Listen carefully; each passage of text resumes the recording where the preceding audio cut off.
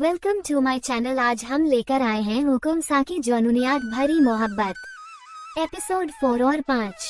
परी अपने भाई के साथ गाड़ी में बैठ के ऑफिस से घर जाने के लिए निकल चुकी थी। ऑफिस में परी अपने काम के बीच आइसक्रीम को पूरी भूल चुकी थी, पर बाहर निकलते ही उसको वापस से आइसक्रीम खाने की तलब लग गई।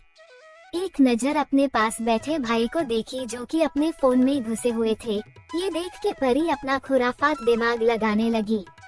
तभी कुछ देख के उसके होंठों पे शैतानी मुस्कान तैर गई, जिसको उसने अपने भाई के देखने के पहले ही छुपा लिया था। फिर दुखी सा चेहरा बनाए अपने भाई के कंधे पे सर रख के आंखों को बंद कर लेती है। उसका चेहरा देख के ऐसा लग रहा था जैसे दुनिया भर का दुख भगवान ने उसी की झोली में डाल दिया हो। बस अपना यही दुखी चेहरा दिखा के वो हमेशा अपने घर वालों से अपना बात मनवा लेती थी। जैसा कि हमेशा होता था, आज भी वही हुआ। प्रेम भाई उसके उदास चेहरे को देखते ही फंस गए उसके माया जाल में। फिर अपने फोन को जेब के हवाले करके परी के सर पे हाथ फेरते हुए बोले, बाबू तू बात क्यों नहीं समझ रही? अभी कल ही तो तू ठीक हुई है। हमने तेरी एक जिद मान के तुझे ऑफिस आने दिया तो है ना, पर अब ये तेरी आइसक्रीम वाली जिद हम नहीं मान सकते। उद्धरण चिन्ह। परी उनकी बात सुनने के बाद अब भी वैसे ही बैठी रही। ये देख के प्रेम भाई कुछ सोचते हुए बोले, अच्छा ठीक है, एक काम करते हैं, तू आइसक्रीम के बजाय जो बोलेगी वो हम ला देंगे। बस ये सुनना ही था कि परी अपनी आँखों को एक झटके में खोल के मन ही मन खुशी से बोली, ए फंसा। फिर प्रेम भाई को देख खुशी से बोली, पक्का भाई। उसकी खुशी देख के प्रेम भाई को अब जाके शांति मिला और उसके सर पे हाथ फेरते हुए बोले, हाँ बाबा पक्का। अब बोल क्या चाहिए तुझे?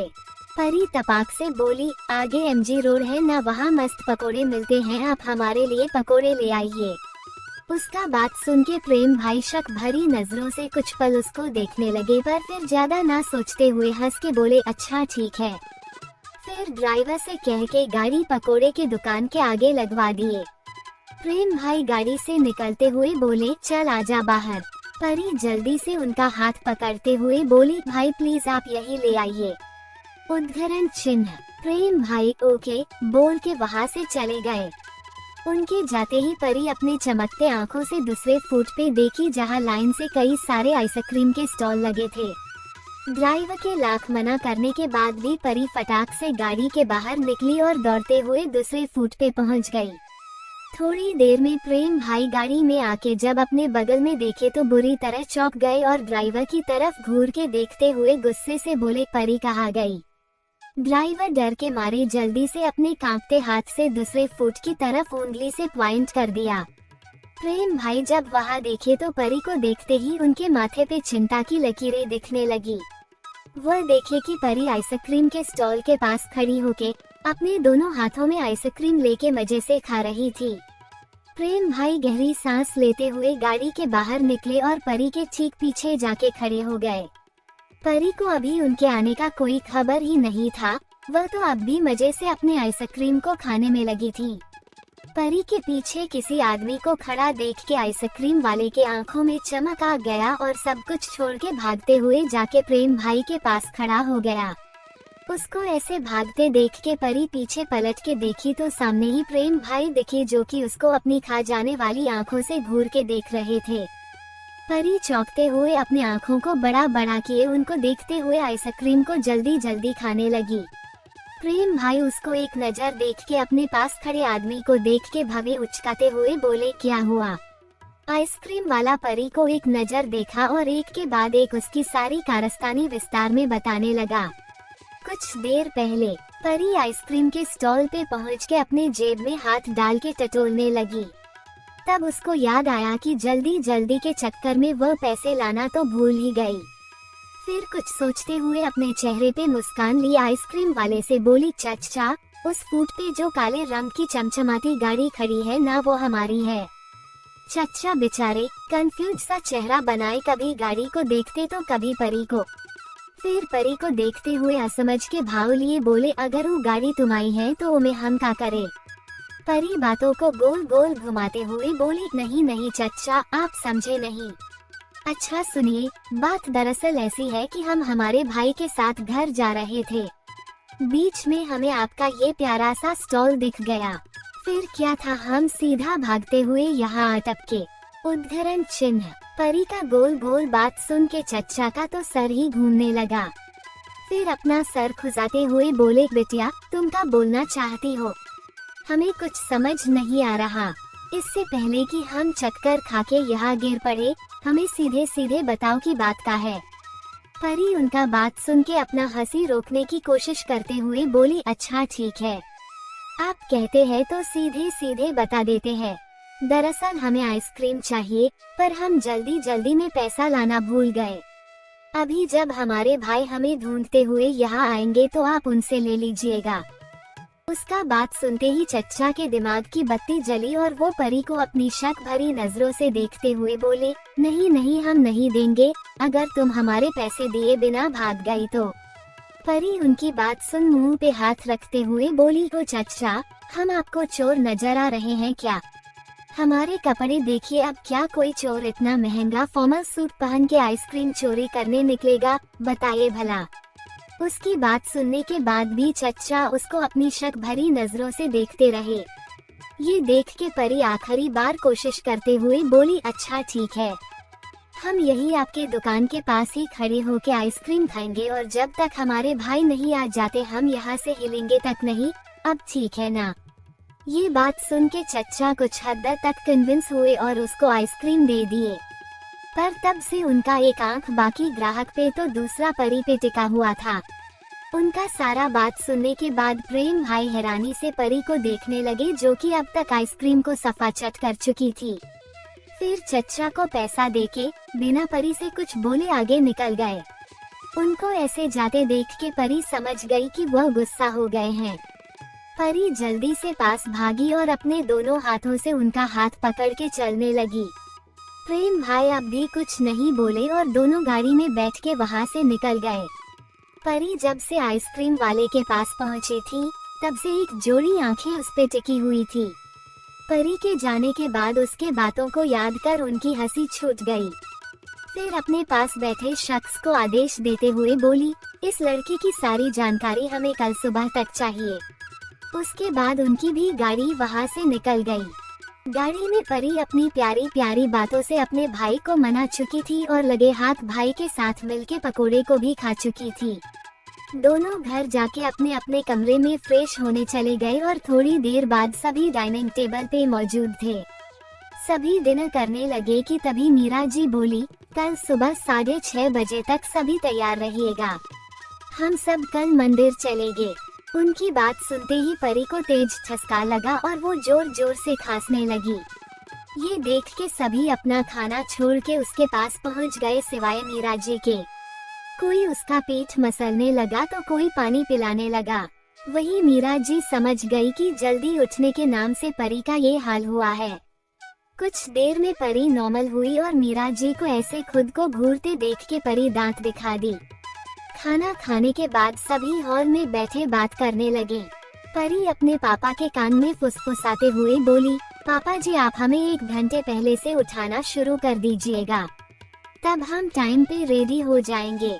उसकी बात सुन के श्याम जी को अपनी पत्नी की कहीं बात याद आ गई और वो हंसते हुए अपना सर हाँ में हिला दिए। पर परी को अब भी मन की संतुष्टि नहीं मिली।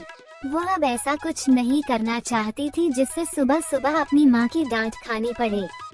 इसलिए अब वह अपनी भाभी माँ के पास जाके बोली, भाभी माँ आप तो जानती है ना हमसे सुबह उठा नहीं जाता, इसलिए प्लीज आप हमें उठा दीजिएगा। भाभी माँ उसके गाल को प्यार से छूते हुए बोली, ठीक है गुड्डा, हम तुम्हें उठा देंगे, अब जाके जल्दी से सो जाओ ताकि सुबह तक तुम्हारी नींद पूरी हो जाए। परी सबको गुड नाइट बोल के सोने चली गई। सुबह 5:30 बजे पूरे आधे घंटे बाद भाभी माँ और श्याम जी के जी तोड़ मेहनत के बाद आखिरकार परी उठ चुकी थी। उसको उठा हुआ देख के भाभी माँ और श्याम जी के लिए यह कोई चमत्कार से कम नहीं था। भाभी माँ तो खुशी से उसकी बलाया लेने लगी, वही श्याम जी प्यार से परी का माथा चूम लिए। परी अपनी आंखों को मलते हुए दोनों को असमझ के भाव से देखते हुए बेड से उठ के चली गई। सभी तैयार होके हॉल में खड़े होके परी के आने का इंतजार कर रहे थे और मीरा जी की नजरें घड़ी पे टिकी थी। 6:30 बजने में अब बस 5 मिनट का समय बचा था। ये देख के जहाँ मीरा जी का गुस्सा बाहर आने के लिए उबाल मार रहा था, वहीं बाकी सब चिंता से सीढ़ियों की तरफ देख रहे थे। तभी परी सामने से पीले रंग का सूट पहने, एक हाथ में घड़ी तो दूसरे में ब्रेसलेट पहने, आंखों में काजल लगाए और होंठों पे गुलाबी रंग की लिपस्टिक लगाए नीचे आती दिखी। उसकी आंखें अब भी हल्की बंद थी। वो ऐसे ही हिलते डुलते सबके पास जा पहुंची। उसको देख के मीरा जी का गुस्सा शांत हुआ और सभी गाड़ी में बैठ के निकल पड़े। दूसरी तरफ खूबसूरत से महल के अंदर हॉल में एक औरत पूरे रौब के साथ सोफे पे तन के बैठी थी। इनका नाम है गायत्री प्रताप सिंह। राजस्थान के हुकुमसा की माँ है, जो अपने बेटे के लिए सही लड़की खोज रही थी। गायत्री जी अपने सामने खड़े आदमी से पूछी, शर्मा जी काम हुआ? उद्धरण चिन्ह शर्मा जी, जो कि गायत्री जी के सबसे खास आदमी है।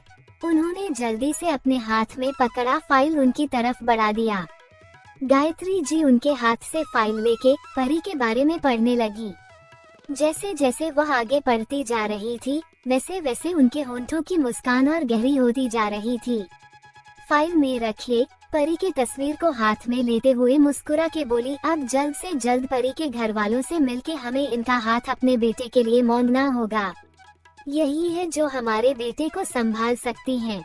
शर्मा जी चिंतित होते हुए बोले, रानी सा आप ये क्या कह रही है? हुकुम सा कितने गुस्सैल है, कब कहा और किस बात पे उन्हें गुस्सा आ जाए कुछ कहा नहीं जा सकता। ऐसे में ये लड़की ये तो कितनी मासूम दिखती है।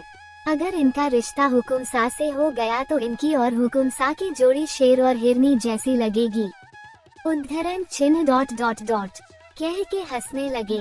उनकी इस बात पे गायत्री जी भी हंस पड़ी और पूरे विश्वास के साथ बोली, बेशक ये बहुत मासूम है, पर इनकी मासूमियत ही शायद हमारे बच्चे के पत्थर दिल को पिघला सकती है। पहले हमारा बेटा भी तो ऐसा ही था, पर अपने पापा की अकाल मृत्यु के बाद उन्होंने हंसना और मुस्कुराना तक छोड़ दिया है। उनको अब भी यही लगता है कि राजा सा की मौत एक एक्सीडेंट नहीं है बल्कि मरा है। शौर्य आज भी उनके कातिलों का पता लगाने में दिन रात एक कर चुके हैं। उनका कहना है कि जिस दिन उनको अपने पापा के कातिल का पता चल गया, वो उसे खुद अपने हाथों से मारेंगे और तब जाके उनका बदला पूरा होगा। कह के उस पल को याद करके उनके आंखों से आंसू बहने लगा। उनकी बात सुन के शर्मा जी की आंखें भी नम हो गई थी। फिर खुद को संभालते हुए गायत्री जी मुस्कुरा के बोली, अब लगता है भोलेनाथ ने हमारी सुन ली और हमें परी से मिलवा दिया। चलिए इसी खुशी में चल के भोलेनाथ के दर्शन कराते हैं और राजस्थान वापस लौटने के पहले परी के परिवार वालों से मिलके रिश्ते की बात भी तो करनी है। गायत्री जी और शर्मा जी गाड़ी में बैठ के मंदिर की तरफ निकल गए। इत्तेफाक से महादेव ने गायत्री जी को उसी मंदिर में दर्शन देने के बुलावा भेजा था जहां परी का पूरा परिवार मौजूद था। परी के परिवार वाले और गायत्री जी भोलेनाथ के विशाल मूर्ति के सामने हाथ जोड़े खड़े थे। गायत्री जी के पास ही परी खड़ी थी, पर उन्होंने अभी ध्यान नहीं दिया। गायत्री जी भोलेनाथ के सामने हाथ जोड़ के प्रार्थना करते हुए मन ही मन बोली कि प्रभु, आपसे तो कुछ भी छुपा नहीं है, बस प्रभु हमारे परिवार पे अपना आशीर्वाद बनाए रखिएगा और कुछ ऐसा चमत्कार कीजिए कि इस बार शौर्य इस रिश्ते के लिए मना ना कर पाए और परी जल्द से जल्द हमारी बहू बनके हमारे परिवार में शामिल हो जाए। उनके पास खड़ी परी मन ही मन प्रार्थना करते हुए बोली, भोले भंडारी आज हम आपका काम थोड़ा कम करने आए हैं। आप हमारे होने वाले पति को तो जानते ही होंगे ना, तो आप हमें उनसे मिलवा दीजिए। अब आप अकेले कितनों पे नजर रखेंगे, इसलिए हमारे पति को हम खुद देख लेंगे। इससे आपका काम भी कम हो जाएगा। देखिए हम आपके बारे में कितना सोचते हैं, अब आपकी बारी है हमारे बारे में सोचने की, कहते हुए अपनी आंखों को खोल के मुस्कुरा दी। फिर जैसे ही वहाँ से पलट के जाने को हुई कि ठीक उसी वक्त गायत्री जी भी जाने के लिए पलटी। दोनों की नजरें मिली और परी उनको देख के मुस्कुराते हुए वहाँ से चली गई। वही गायत्री जी तो परी को देखते ही होश खो बैठी थी। जब तक वह अपने सेंसेस में आई तब तक परी वहाँ से जा चुकी थी। गायत्री जी बेचैनी से मंदिर में परी को ढूंढने लगी। तभी सीढ़ियों पे परी के भाई अधेड़ उम्र के आदमी और औरत से बात करते हुए नजर आए। गायत्री जी उनको देखते ही समझ गई कि परी सह परिवार यहाँ आई है। फिर पीछे मुड़ के अपनी आंखों में खुशी से छलकते आंसुओं को पोंछते हुए मुस्कुरा के भोलेनाथ के सामने हाथ जोड़ ली और अपने तेज कदमों से परी के परिवार वालों के तरफ बढ़ गई। फिर उनके पास जाके अपने हाथों को जोड़ते हुए बोली, हर हर महादेव। तीनों उनके तरफ असमझ के भाव से देखते बोले, हर हर महादेव। मीरा जी अपने दिमाग पे जोर डालते हुए बोली, माफ कीजिएगा बहन जी, पर हमने आपको पहचाना नहीं। गायत्री जी मुस्कुराते हुए बोली, हम जानते हैं कि आप सब हमें नहीं जानते। फिर इधर उधर देखते हुए बोली, आपकी बेटी नहीं दिख रही, कहाँ गई है परी? उद्धरण चिन्ह। उनका सवाल सुन के परी के घर वाले आश्चर्य से उनको देखते हुए सोचने लगे कि आखिर ये है कौन जो हम सबको जानती है पर हम इन्हें नहीं जानते। मीरा जी बोली, जी हमारी बेटी अपनी भाभी माँ के साथ जलेबी खाने गई है, वो देखिए, कहते हुए उंगली से एक और इशारा कर दी। गायत्री जी परी को देखते ही मुस्कुरा उठी। गायत्री जी परी के परिवार वालों के तरफ देखते हुए विनम्रता से पूछी, हमें आप सब से कुछ बात करना है, क्या थोड़ी देर के लिए हम साइड में चल के बात कर सकते हैं? परी के पापा मीरा जी की तरफ देखने लगे तो उन्होंने हाँ में सर हिला दिया।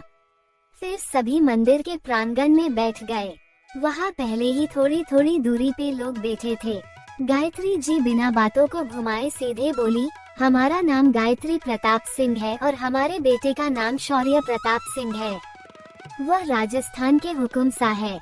हम हमारे बेटे शौर्य के लिए एक ऐसी लड़की की खोज में थे जो उन्हें समझे और हर सुख दुख में वह हमारे बेटे के साथ खड़ी रहे। उद्धरण चिन्ह। फिर थोड़ा रुक के आगे बोली, और हमारी वो खोज आपकी बेटी परी पे आके खत्म होती है। हम हमारे बेटे के लिए आपसे परी का हाथ मांगने आए हैं।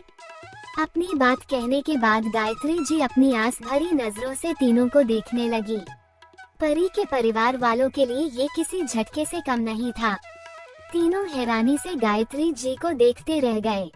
मिलते हैं एक और नए एपिसोड में, तब तक के लिए हमारे चैनल को सब्सक्राइब जरूर करें।